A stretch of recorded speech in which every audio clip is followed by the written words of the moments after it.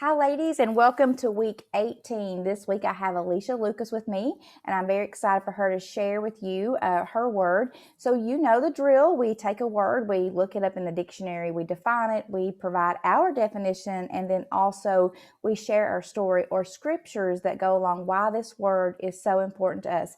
And I want to tell you a couple of times that it's not worked out for Alicia and I to get together. So, I know that this word is going to have great meaning because it feels like the enemy kept us from trying to do this. So I hope you will enjoy me. And Alicia, thank you so much for joining us tonight. It's such a pleasure to have you on here with us. Thank you, and I'm honored. I don't feel worthy of this, but Oh my goodness. you know, maybe I'll have something that helps somebody else. Well, I think the word that you told me is going to be a word that everyone has had experience with, maybe not so to embrace it, but why don't you tell everyone what your word is? Um, okay, my word is refined, and I just kept kind of hovering around it and circling back to it when I had a choice, and um, so it just kept sticking out to me, and I kept feeling like that was the word that I should choose. So what is the definition of refine? Okay, the first definition is to remove impurities or unwanted elements from a substance through a process. And the second definition says to improve something by making small changes, in particular, make more subtle and accurate. Wow, and what I've found, Alicia, and all of these words, when you actually look them up in the dictionary and then you put the spiritual, you look at it through spiritual eyes, it has such meaning, such a different meaning, doesn't it? Yes, yeah. So tell us then, you chose refine, the word kept coming back to you, and I know that you were going back and forth with this, and I know when you share with me, you have your word. So why don't you share with us? Of course, you can share your story, share what refine means to you, and then whatever scriptures you have to go along with that to journal. Okay. Well, when you think of a refined person, I think of, somebody classy that says the right thing at the right time or refrains from saying the wrong thing. And, but a lot of times when you think about that, they probably have learned that's from experience. And, a lot of times you make good decisions based on experience, but experience comes from bad decisions. And it's kind of like, a marriage when you see two elderly people that get along so well, and you get them alone, and they say, we didn't always get along so well. So you know they they have been tested and tried, and Mhm. and you've heard we've all heard the terms, trial by fire, and think about the like the Salem witch trials, and how people were literally tried by fire to determine their guilt or innocence. And a couple of verses that there are lots and lots of verses, on refinement in the Bible, but two of my favorite ones are Zechariah 13:9. I will refine them as silver is refined, and I will try them as gold is tried. And also First Peter 1:7 says, so that proof of your faith being more precious than gold, which is perishable, even though tested by fire, may be found to result in praise and glory and honor at the revelation of Jesus Christ. And the Bible, definitely tells us that we will be tested and tried, and this refined word, could easily be interchanged, I think, with the word, with faith. And a couple of things that I've found, and through online sermons and things like that, and thought of is, when it feels very hot when you are in the middle of it. But um, Faith is like manna, and you only need enough for today, because tomorrow has enough worries of its own. And also, like building blocks, so that when you look back on things that happened in the past, you will, you know, be comforted by the fact that you'll make it through your current battle, and this too shall pass. Amen.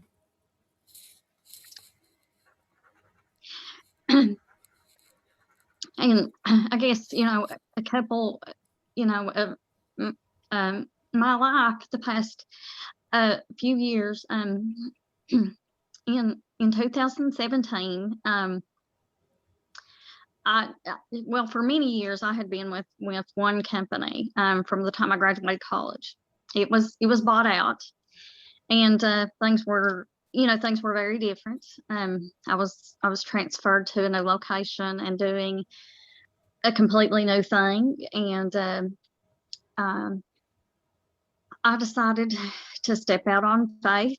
I had a job promised to me by a large utilities company, and so I decided I'd never spent time with my son in his life other than my maternity leave, and which neither one of us, he didn't remember at all, and it was just a fog to me.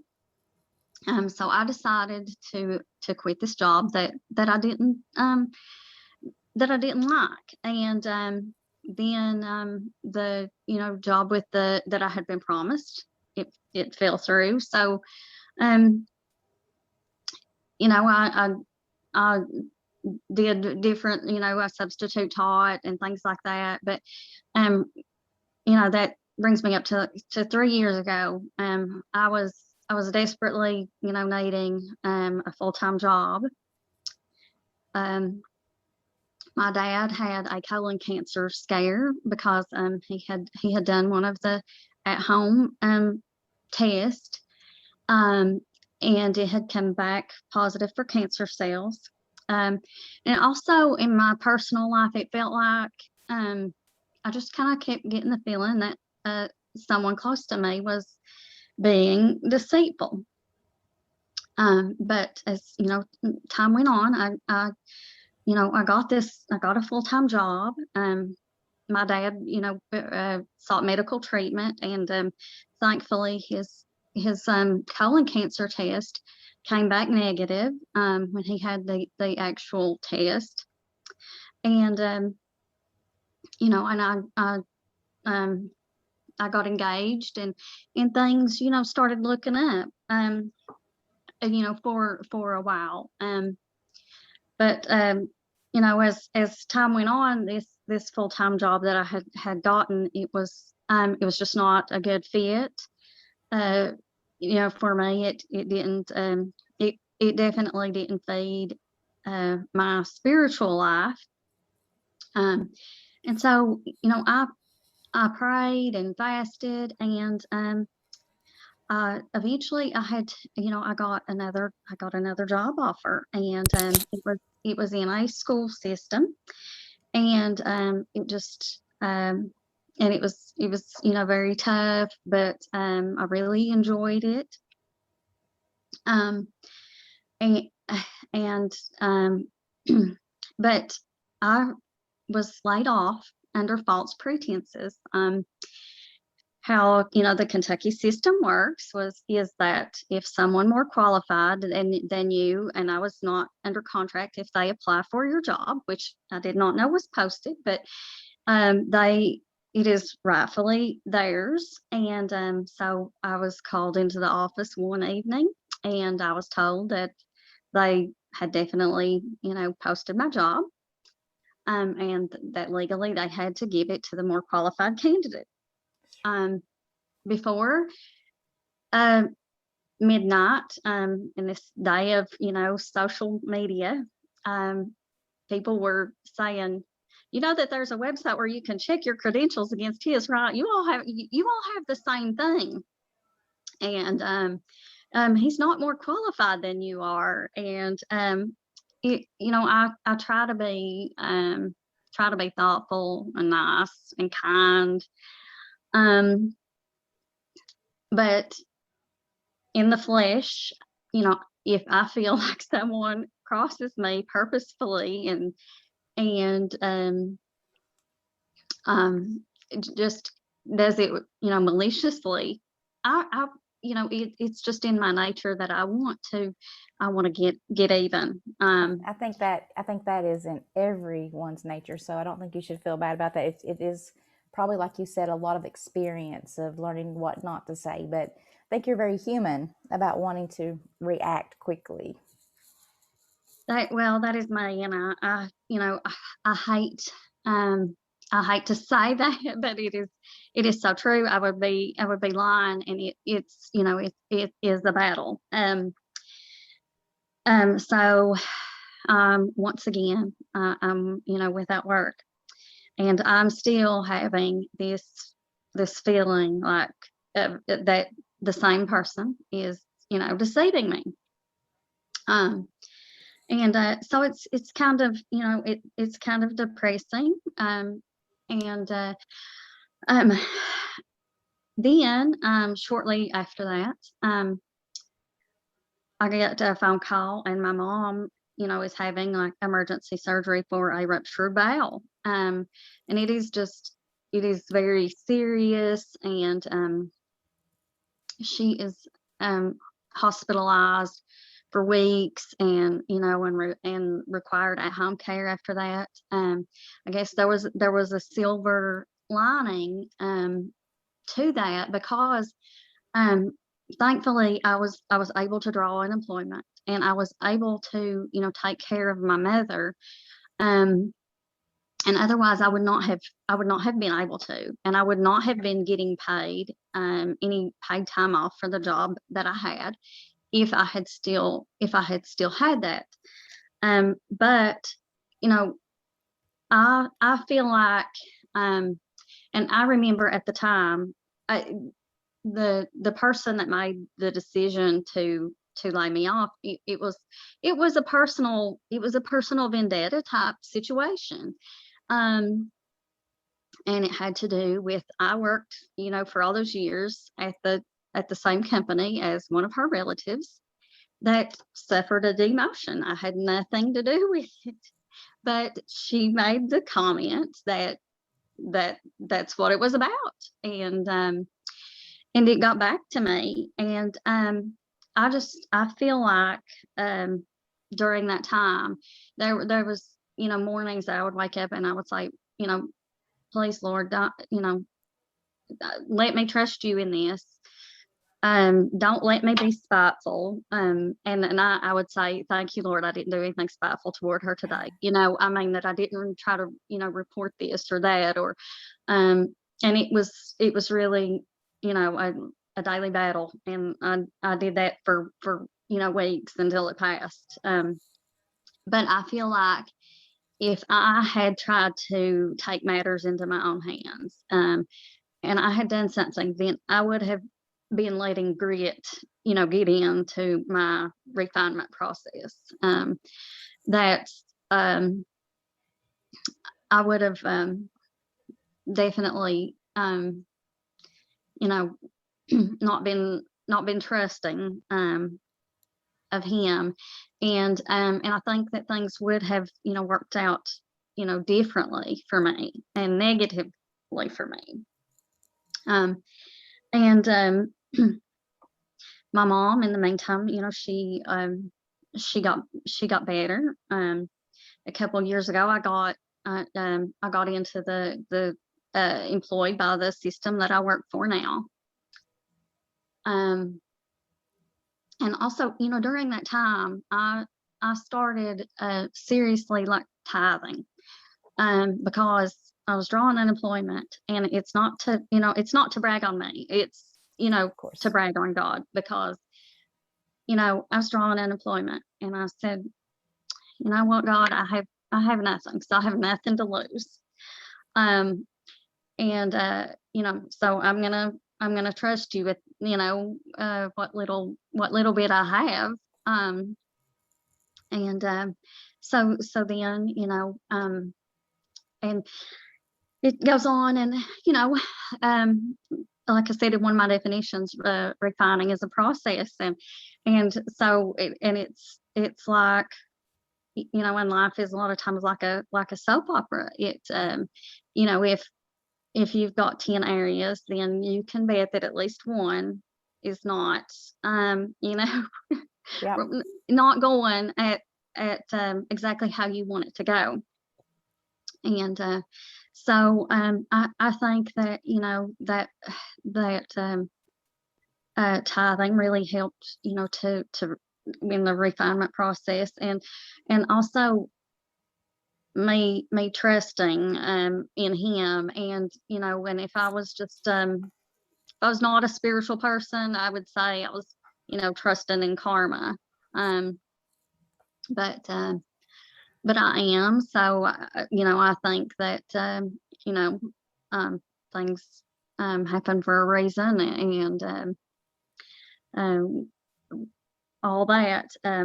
But then, you know, a couple of years ago, things were going well. My parents were both healthy, and I was healthy. My son was healthy. I you know, got the job, but this this you know, feeling of deceit just keeps, you know, and there's never anything that really screams out at me, but there were a lot of little subtle signs that you pick up on, you know, when you know somebody well. And during that time, um, I just, you know, something my pastor says a lot is, you know, if you want something you've never had, then you need to do something you've never done.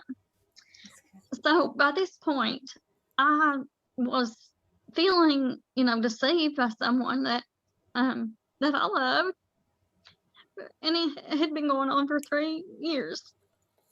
And you know, that is nothing compared to the lady that had her, you know, word on patience. I Yeah. believe it was, you know, with her mother. But you know, when you're in something like, you know, when you're in pain, it just feels, you know, 1 second feels like forever. Yes, it does. And so I said, you know, this is something that I obviously need to fast and pray about. And so I committed to a fast that was, you know, longer than I had ever fasted before. And um there was, you know, and I was really, I felt like I was at my wit's end. And I felt, you know, sometimes like I would never know, like I would never have the proof. Um and anyway, you know, there was one day that God, you know, just told me, you have what you need to find out, and you know, the information that you're looking for. And you know, and and he told me when to, you know, when to go for it, so to speak. Even, but I got answers. And like I said, I had committed to a fast of so many days, and you know, I got answers in, you know, when I fasted just one more day than I had ever previously, and it wasn't the amount of time that I had even committed for. Um, but I think, you know, he knew I was curious, and I was. Um, and you know, I have to say that I still love the person. Um, but you know, and I'm not here to, uh, you know, badmouth anyone. But you know, the worst thing is he doesn't have a relationship with Jesus, and you know, that is something that I, you know, that I hope he gets. But you know, all the and I'm glad to know, and I think that God, you know, wanted me to know, but you know, the experiences that I had, you know, weren't all pleasant, but refining is a process. And you know, it helped me, prepare me for, you know, the things that were going on a couple of years ago, prepared me 3 years ago, prepared me for the things that were going on 2 years ago. etc. And something else that my pastor says is a faith that can't that's not tested or cannot be tested, cannot be trusted. So, and I'm going to leave you with, I think you're going to try to post a song, right? Yes. So I just want to say, first of all, when I'm sitting here and I can feel your pain, of course, and I do appreciate you sharing the raw pain and being honest, because I feel like that so many times we try to put on a facade or a mask, if you will, that everything is good, and that really not revealing what we're going through, that we feel like that's making us weak. But I feel like what that does is allow other women to understand where we are in life, and that, hey, I'm going through this too. Some things that I've heard you say is that, which are so admirable and courageous of you, is when you were going through your refining, which is not an immediate refining, it was a long-term refining that you were going through. And as you said too, that the enemy was really basically attacking multiple areas in your life.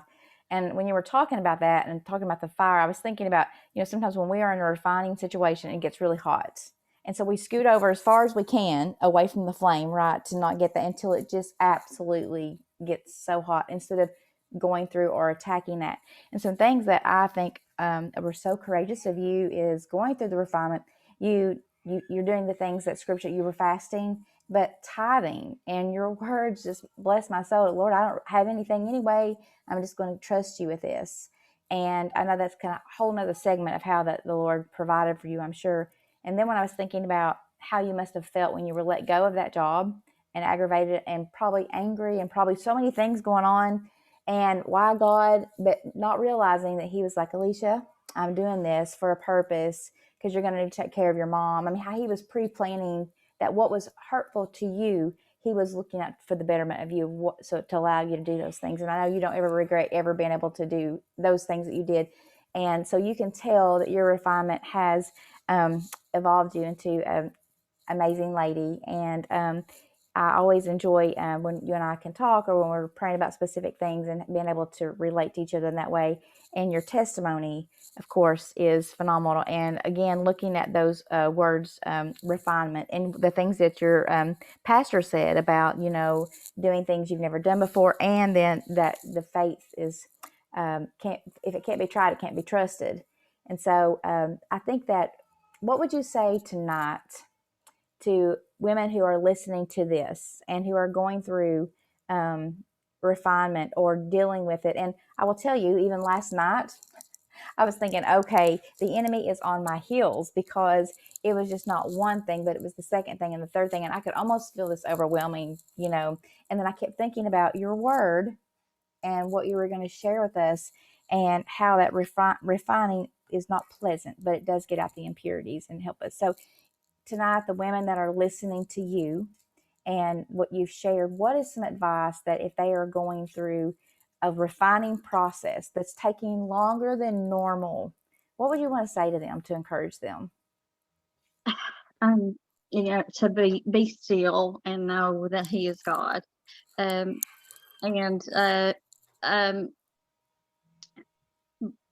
because it ultimately, I guess you can get into power struggles with people if you try to fight them, and but ultimately, just pray for them, pray for your enemies, pray for yourself. But yeah, just be still, and know, because I was so angry and hurt over losing a job under false pretenses. And the thing is, I didn't have to, because I wasn't under contract. I mean, I could have been told, hey, I just don't think this is working out. But I wasn't.